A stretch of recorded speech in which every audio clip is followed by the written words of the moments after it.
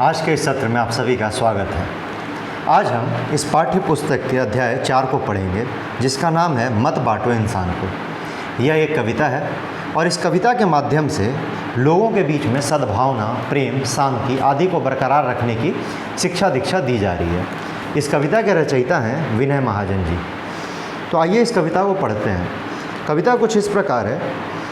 मंदिर मस्जिद गिरजाघर ने बांट लिया भगवान को, धरती बांटी सागर बांटा, मत बांटो इंसान को। यानी कवि कह रहा है कि मंदिर मस्जिद और गिरजाघर ने भगवान को बांट लिया है। अब भगवान एक नहीं रहा, वो अलग अलग धर्म का हो चुका है। धरती बांट दी लोगों ने, सागर बांट दिया, अलग अलग देश बन गए, अलग अलग राज्य बन गए। अब कम से कम इंसान को मत बांटो, इंसान को इंसान की तरह देखो। धर्म की नज़र से, जाति की नज़र से देख करके ऊंच नीच मत फैलाओ इस समाज में। अभी तो राह शुरू हुई है, मंजिल बैठी दूर है, उजियाला महलों में बंदी हर दीपक मजबूर है। मिला न सूरज का संदेशा हर घाटी मैदान को, धरती बांटी सागर बांटा, मत बांटो इंसान को। इन पंक्तियों से कवि यह कहना चाह रहे हैं कि अभी ये जो एकता की, ये सद्भावना की, प्यार की, शांति की जो लड़ाई है वो अभी शुरू हुई है। ये जो राह है जिस पे कि सबको बराबर देखा जाए, कोई ऊंच नीच ना हो, किसी के बीच भेदभाव ना हो, कोई लड़ाई ना हो, सब प्रेम से रहें, ये वाली दुनिया को प्राप्त करने का जो रास्ता है, अभी इस रास्ते की शुरुआत हुई है। अभी मंजिल जो है बहुत दूर बैठी है और इस मंजिल के बीच में रोड़ा कौन बन रहा है, राह का रोड़ा कौन बन रहा है? वो है उजियाला महलों में बंदी हर दीपक मजबूर है। यानी कि जो महल हैं बड़े बड़े, जो बड़े लोग हैं, जो पूंजीवादी लोग हैं, जो नेता हैं इस तरीके के, जो कि इन चीज़ों का खंडन करते हैं कहीं ना कहीं और अपना आधिपत्य स्थापित करना चाहते हैं। आधिपत्य स्थापित करने से मतलब ये है कि समाज को बांटो और राज करो। जो फूट डालो राज करो की नीति अंग्रेज़ लगा के गए थे, वो आज भी कई नेता करने की कोशिश करते हैं। तो ये कविता उन सबको ऐसा न करने को और आम लोगों को आपस में एकता और सद्भावना बनाए रखने की शिक्षा देता है। आगे की पंक्ति में कहते हैं कि मिला न सूरज का संदेशा हर घाटी मैदान को। यानी सूरज से क्या हमें समझ आता है? सूरज से सवेरा। अगर सूरज निकलेगा तो सवेरा होगा। सवेरा क्या ले आता है? हमारे अंदर एक स्फूर्ति ले आता है, काम करने की क्षमता ले आता है। तो यहाँ पे सूरज का क्या मतलब है कि जो भी चीज़ें समाज को मिलती हैं वो किसी एक वर्ग के द्वारा एक्सप्लॉइट की जाती हैं। एक्सप्लॉइट का मतलब इस्तेमाल की जाती हैं, बर्बाद की जाती हैं। और गरीब जो है वो गरीब का गरीब रह जाता है, उसके हाथ कुछ नहीं आता। तो ये जो बराबरी नहीं है समाज में, उसको दिखाने के लिए कहा गया है कि मिला न सूरज का संदेशा हर घाटी मैदान को। आगे बढ़ते हैं। अब भी हरी भरी धरती है, ऊपर नील वितान है, पर न प्यार हो तो जग सूना जलता रेगिस्तान है। अभी प्यार का जल देना हर प्यासी चट्टान को, धरती बांटी सागर बांटा, मत बांटो इंसान को। आगे की पंक्ति में कहता है कवि कि आज भी जो धरती है वो हरी भरी है और आसमान नीला है। यानी कि जो लोग हैं वो आज भी खुश रह सकते हैं। उनके खुशी के बहुत सारे कारण हैं। धरती जो है आज भी हरी भरी है, सब कुछ यहाँ पर प्राप्त हो सकता है हमें, परंतु प्यार न हो तो जग सूना जलता रेगिस्तान है। यानी इस धरती का, इस ज़मीन का, इस आसमान का, इस प्रकृति का क्या करेंगे जब दो लोगों के बीच में प्रेम नहीं होगा, प्यार नहीं होगा। जब लोग आपस में लड़ेंगे, मरेंगे, कटेंगे तो इतनी खूबसूरत जो प्रकृति है ये सब बर्बाद हो जाएगी। अभी प्यार का जल देना है हर प्यासी चट्टान को। यानी कि जो लोग भी हैं जिनको प्यार की ज़रूरत है, जो निचले तबके के लोग हैं, जो दबे कुचले हुए लोग हैं, उनको प्यार की ज़रूरत है, उनको सहायता की ज़रूरत है। अभी लड़ाई की ज़रूरत नहीं है। धरती बांटी सागर बांटा, मत बांटो इंसान को। साथ उठें सब तो पहरा हो सूरज का हर द्वार पर, हर उदास आंगन का हक हो खिलती हुई बहार पर। रौंद न पाएगा फिर कोई मौसम की मुस्कान को, धरती बांटी सागर बांटा, तो मत बांटो इंसान को। कवि आगे यह समझाते हैं कि अगर सभी एक साथ उठें, यानी सबके अंदर एकता हो, तो सूरज का जो पहरा है वो सबके द्वार पर होगा। इसका अर्थ यह है कि सुबह अगर सब लोग जगते हैं तो सूरज की रोशनी का या सूरज को उगते हुए सूर्योदय का आनंद ले सकते हैं। उसी प्रकार अगर सबके बीच में एकता होगी तो कोई भी कार्य जो होगा वो सबके लिए बराबर होगा, सब खुश रह पाएंगे। उसके बाद हर उदास आंगन का हक हो खिलती हुई बहार पे। यानी जिसको ज़्यादा ज़रूरत हो, जो ज़्यादा दिक्कत में हो, जो ज़्यादा समस्या में हो, जिसके घर में ज़्यादा परेशानी हो, उसको ज़्यादा मदद की ज़रूरत है, चाहे वो सरकारी मदद हो या आसपास के लोगों की मदद हो। तो अगर सब लोग साथ होंगे, एकता होगा, तो जो लोग परेशान हैं, जिनके यहाँ दुख है, जिनके यहाँ कोई कमी है, वो कमी दूर होगी, वो दुख दूर हो जाएगा। सब लोग प्रेम से खुशी से रह पाएंगे। रौंद न पाएगा फिर कोई मौसम की मुस्कान को, यानी मौसम का जो मुस्कान है, जो खुशी है लोगों के बीच में, अगर सबके बीच एकता रहेगी ना तो उस खुशी को कोई तोड़ नहीं पाएगा। ये कवि विनय महाजन कहना चाहते हैं। तो इस पूरी कविता में लोगों की एकता, सद्भावना, प्रेम, शांति आदि को स्थापित करने का, पैदा करने का, लोगों के बीच में भरने का ये कविता काम करता है। ये लोगों को शिक्षा देता है कि हमें ऊंच नीच का भेद नहीं करना चाहिए, हमें एक दूसरे से लड़ाई नहीं करनी चाहिए, इंसान को इंसान से मोहब्बत करना चाहिए, प्रेम करना चाहिए और सबको एक साथ बेहतर बनना चाहिए। यानी कि अगर आपको टॉप करना है तो ज़रूरी नहीं है कि आप किसी और को पीछे खींचेंगे तो ही आप आगे जाएंगे। आप किसी को साथ लेकर के भी आगे बढ़ सकते हैं, चाहे वो कोई भी फील्ड हो, पढ़ाई लिखाई हो, खेल कूद हो। तो किसी का नुकसान किए बगैर आप अपना फ़ायदा देखें तो वो एक अच्छा है, परंतु वो एक अच्छी आदत है, एक अच्छी बात है, एक अच्छी भावना है। परंतु अगर आप अपने फ़ायदे के लिए किसी का नुकसान सोच रहे हैं, किसी से लड़ाई झगड़ा कर रहे हैं, तो वो गलत है। और उसी एकता की सीख जो है इस कविता में दी जा रही है। तो आइए अब आगे बढ़ते हैं और हम इसके प्रश्न अभ्यासों को देखते हैं। तो प्रश्न अभ्यास में सबसे पहला जो है उसका जो मौखिक भाग है वो करते हैं कि भगवान को किस किस ने बांट लिया। तो जैसा अभी हमने पढ़ा, क्या पढ़ा कि भगवान को मंदिर, मस्जिद और गिरजाघर ने बांट लिया। तो हम लिखते हैं प्रश्न अभ्यास पहला का मौखिक। तो मौखिक में हम क्या लिखेंगे? सबसे पहला है भगवान को किस किस ने बांट लिया। तो क का जवाब होगा भगवान को मंदिर, मस्जिद और गिरजाघर ने बांट लिया या बांट दिया। ठीक है। इसके बाद है उजियाला महलों में बंदी। इस पंक्ति का आशय स्पष्ट कीजिए। यानी जो ख है उजियाला महलों, उजियाला महल किसके हो सकते हैं? जो अमीर होंगे, जो पावरफुल होंगे। तो जो इस पंक्ति का आशय यह है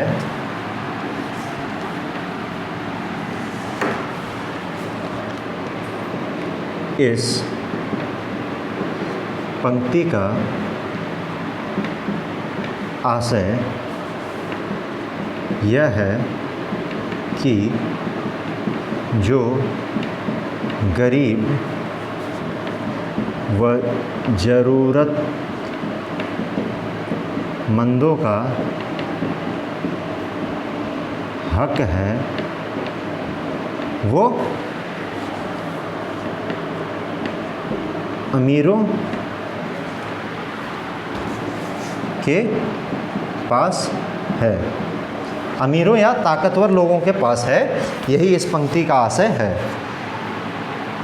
बंद है वहाँ पे बंदी है। ग जो है आपस में प्यार न होने पर संसार कैसा लगता है? तो बिल्कुल जलता रेगिस्तान सा लगता है। तो ग का जवाब क्या लिखेंगे? संसार में प्यार न होने पर वह जलता रेगिस्तान सा लगता है। अब हम बढ़ते हैं घ प्रश्न की ओर। घ प्रश्न क्या कह रहा है? हर द्वार पर सूरज का पहरा होने का क्या अर्थ है? हर द्वार पर सूरज का पहरा होने का अर्थ है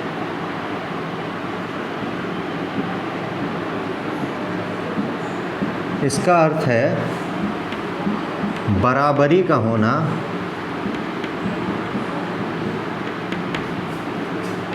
या सबको बराबर का हक मिलना।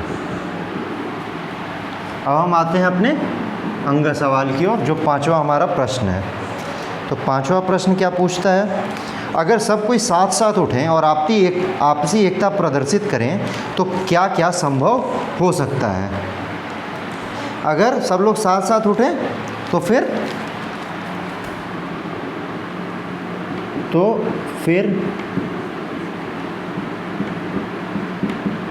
लोगों की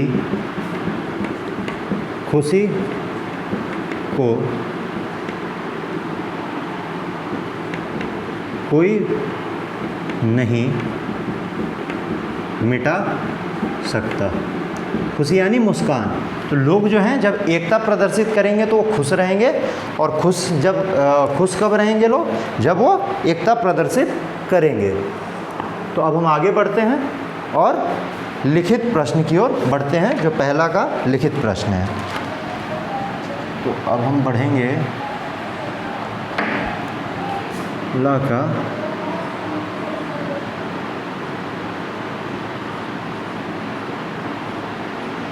लिखित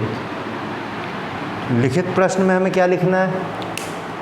लिखित प्रश्न में जो पहला सवाल है, इंसान ने किन किन चीज़ों का बंटवारा कर लिया है और कवि ने किसे न बांटने का आह्वान कर रखा है। तो लोगों ने किन किन चीज़ों को बांट लिया है। जब कविता पढ़ रहे थे तो हमने पढ़ा धरती बांटी अंबर बांटा, धरती बांटी सागर बांटा, अब मत बांटो इंसान को। तो वही इसका जवाब होगा।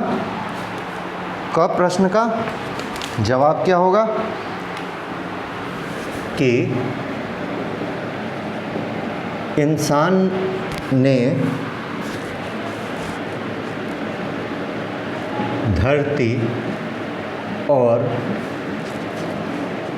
सागर का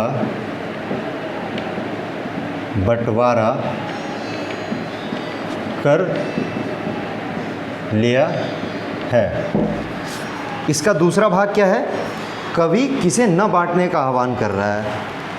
कवि इंसानों को न बांटने का आह्वान कर रहा है।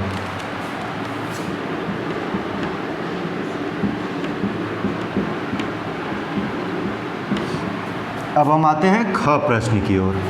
ख प्रश्न क्या है, कवि ऐसा क्यों कहता है कि अभी राह शुरू हुई है और मंजिल काफ़ी दूर है। तो कवि ऐसा इसलिए कहता है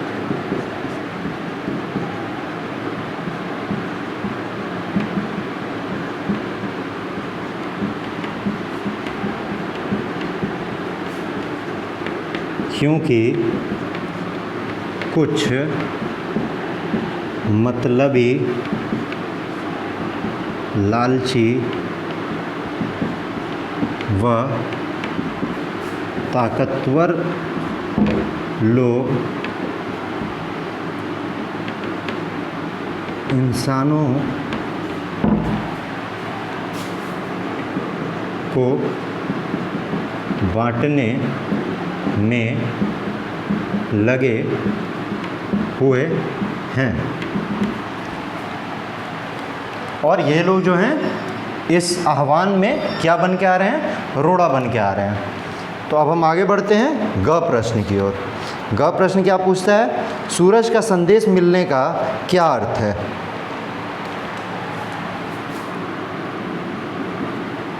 तो सूरज से हमें क्या संदेश मिलता है। सूरज से हमें संदेश मिलता है आज़ादी का। सूरज का और क्या संदेश हो सकता है, सूरज संदेश देता है हमें स्फूर्ति का, कार्य करने का। तो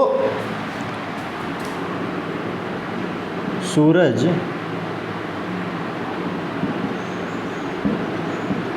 के संदेश से आशय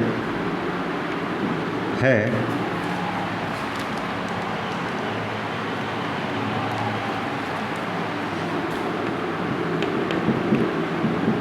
आज़ादी, एकता, कार्यनिष्ठा वह। और क्या सूरज दे सकता है संदेश? एक आज़ादी का दे सकता है, एकता का दे सकता है, कार्यनिष्ठा का दे सकता है और समय पाबंदी का भी दे सकता है। हिंदी का संदेश है।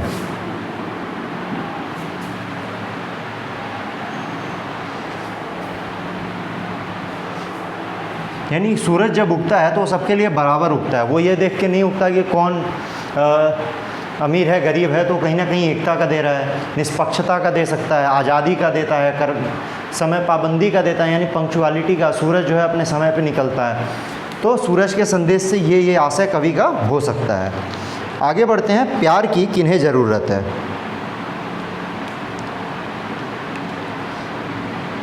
तो प्यार की ज़रूरत हर उस प्यासी चट्टान को है। अब चट्टान से क्या अर्थ है? यानी हर उस इंसान को है जो कि मुसीबत में है। तो प्यार की ज़रूरत, प्यार की ज़रूरत हर प्यासी चट्टान को है, अर्थात हर उस इंसान को है जो परेशानी,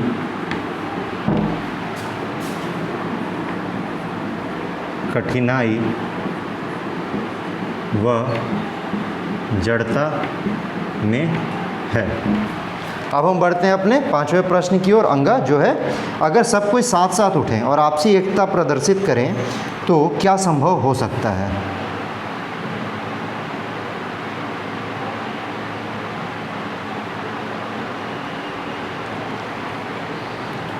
तो इससे क्या संभव हो सकता है कि कि लोगों के मुस्कान या लोगों की खुशी को कोई तोड़ नहीं पाएगा। इसका जवाब हमने मौखिक वाले में लिख लिया। मौखिक का एक और प्रश्न था पांचवा, कि कविता मत बांटो इंसान को का मूल भाव क्या है? तो कविता मत बांटो इंसान को, ये जो कविता है इसका मूल भाव है एकता, प्रेम, सद्भावना, शांति आदि को लोगों के बीच में फैलाना, लोगों के बीच में उपजाना और जो लड़ाई झगड़े हैं उनको ख़त्म करना, जो बंटवारे हैं, जो डिफरेंसेस हैं सोसाइटी के, उनको ख़त्म करना। ये है इस कविता का मूल भाव। तो अब हम आगे बढ़ते हैं, कुछ अन्य प्रश्न देख लेते हैं। अगला प्रश्न है हमारा कि कविता की निम्नलिखित पंक्तियों का अर्थ स्पष्ट कीजिए। तो जो पहली पंक्ति है वो है, अभी राह तो शुरू हुई है, मंजिल बैठी दूर है, उजियाला महलों में बंदी, हर दीपक मजबूर है। तो जैसा हम पाठ पढ़ते वक्त जान रहे थे, ये भी वही चीज़ है कि वही पंक्ति है कि अभी जो ये लड़ाई है, अभी जो हम लोग ये बढ़ रहे हैं इस एकता की ओर, इसमें बहुत काम करना ज़रूरी है। मंजिल जो है भी बहुत दूर है, क्योंकि बीच में रोड़े हैं, उजियाला महलों में बंदी, हर दीपक मजबूर है। यानी हर वो इंसान जो एकता की ओर बढ़ना चाह रहा है, हर वो व्यक्ति जो अपने हक के लिए लड़ना चाह रहा है, उसको किसी न किसी ने दबा रखा है, पूंजीपतियों ने, ताकतवर लोगों ने। दूसरा प्रश्न क्या है, साथ उठें सब तो पहरा हो, सूरज का हर द्वार पर, हर उदास आंगन का हक हो, खिलती हुई बहार पर। इससे क्या समझते हैं हम कि जब भी हम लोग एक साथ उठेंगे तो सूरज को एक साथ देख पाएंगे, सूरज का जो पहरा होगा वो हर द्वार पे बराबर हो पाएगा। यानी कि अगर हम एकता प्रदर्शित करेंगे तो हमें कोई तोड़ नहीं पाएगा, हम किसी भी कठिनाई से लड़ सकते हैं और सभी खुश रहेंगे। हर उदास आंगन का हक हो, खिलती हुई बहार पे। साथ ही साथ जब हम एकता प्रदर्शित करेंगे तो फिर जिसके यहाँ कुछ कमी होगी, कठिनाई होगी, दुख होगा, उसको सब लोग सपोर्ट करेंगे, उसकी सब लोग मदद करेंगे और उसका जो हक है, उसका हक है कि उसको कठिनाई में लोग मदद करें, वो उसको मिलेगा। तो ये हो गया हमारा क्वेश्चन नंबर 2 ख़त्म। जब हम कविता में इसका अर्थ लिखते हैं तो सबसे पहले हम प्रसंग लिखते हैं। प्रसंग में क्या लिखते हैं कि ये पंक्ति हमारे पाठ्य पुस्तक हिंदी शिखर पाठमाला के पाठ मत बांटो इंसान को से ली गई है। इसके रचयिता या इसके कवि या इसकी कवयित्री जो भी नाम होगा वो लिखते हैं। उसके बाद फिर हम लोग नीचे एक लाइन डालते हैं, एक शब्द लिखते हैं व्याख्या, और व्याख्या में फिर हम लोग अर्थ स्पष्ट करते हैं। अब प्रश्न नंबर 3 की ओर बढ़ते हैं, जो है बहुविकल्पीय प्रश्न। क है मंदिर मस्जिद गिरजाघर ने किसे बांट लिया? भगवान को बांट लिया। हर दीपक क्या है? मजबूर है। अब भी धरती कैसी है? हरी भरी है। प्यार के बिना क्या जलते रेगिस्तान के समान है? प्यार के बिना जग जो है वो जलते रेगिस्तान के समान है। जग यानी पूरा संसार। कविता मत बांटो इंसान को के कवि हैं विनय महाजन। विनय महाजन इनके कवि हैं, जैसा हमने यहाँ लिखा हुआ है। इसके बाद हम आते हैं व्याकरण पोर्शन की ओर। तो व्याकरण में पहला जो है उसमें हमें पर्यायवाची शब्द लिखना है। तो अब हम आ जाते हैं व्याकरण की ओर।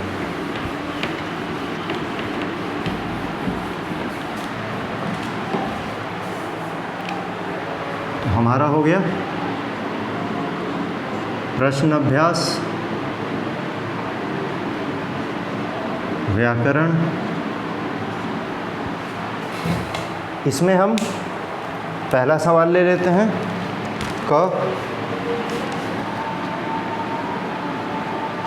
क में जो है भगवान के 3 पर्यायवाची शब्द लिखने हैं।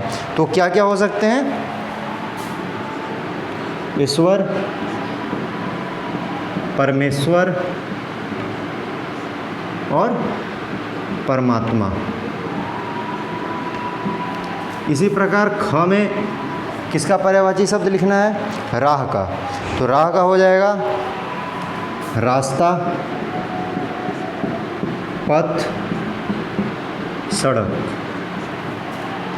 ग में आ जाते हैं। ग प्रश्न क्या बोल रहा है कि इंसान का लिखें। तो इंसान का हो जाएगा व्यक्ति, मानव, मनुष्य, मानव, व्यक्ति, मनुष्य इत्यादि। क्या हो गए? ये हो गए इंसान के पर्यायवाची शब्द। अब आता है धरती। धरती का क्या होगा? धरा, पृथ्वी, धरा, पृथ्वी, वसुधा। तो ये 3 पर्यायवाची शब्द हो गए।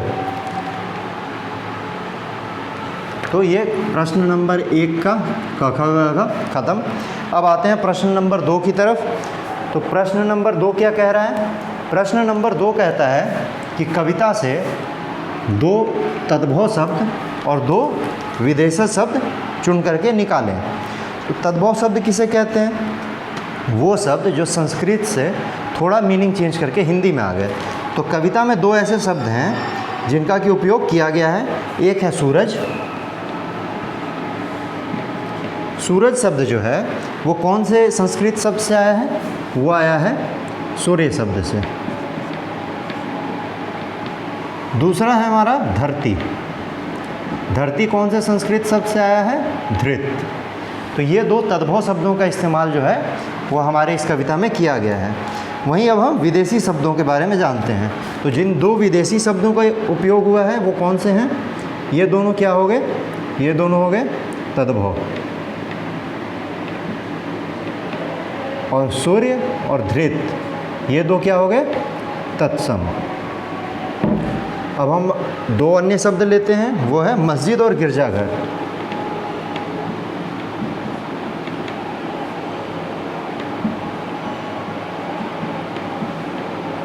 ये दोनों शब्द हो गए हमारे विदेशी शब्द।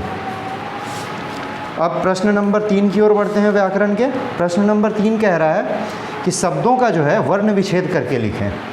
तो प्रश्न नंबर 3 में प्रश्न नंबर 3 का जो क है वो शब्द है उजियाला।